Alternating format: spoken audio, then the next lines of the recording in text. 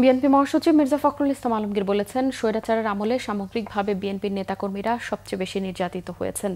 মির্জা ফখরুল আরও বলেন, একই দিনে গণভোট ও জাতীয় নির্বাচন চায় বিএনপি। পিআর পদ্ধতিতে নির্বাচনের দাবিতে কিছু দলের আন্দোলনের সমালোচনাও করেন তিনি। রিপোর্ট করছেন সিকান্দার রেমান।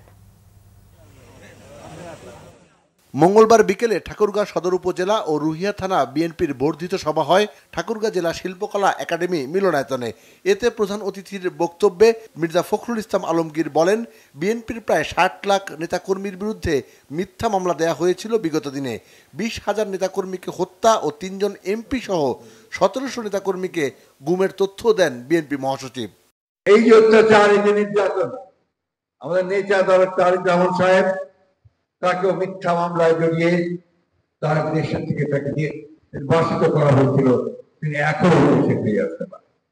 আগামী নির্বাচন সেই জন্যই আমাদের কাছে অত্যন্ত গুরুত্বপূর্ণ যে আমরা আবার গণতান্ত্রিক একটা ব্যবস্থায় ফিরে যেতে চাই।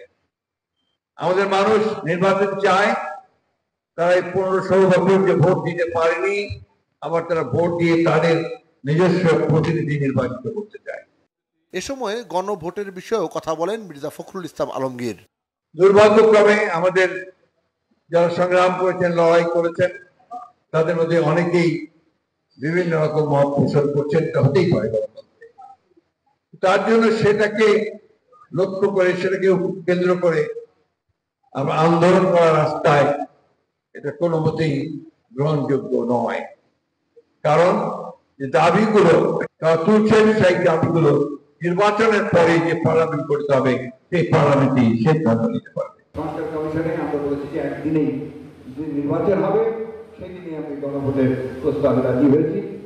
জেলা বিএনপির সভাপতি মির্জা ফয়সাল আমিনের সভাপতিত্বে বর্ধিত সভায় উপস্থিত ছিলেন জেলা বিএনপির সাধারণ সম্পাদক পয়গাম আলী, সদর উপজেলা বিএনপির সভাপতি আব্দুল হামিদ ও পৌর বিএনপির সভাপতি শরীফুল ইসলাম শরীফ সহ বিভিন্ন স্তরের নেতাকর্মীরা।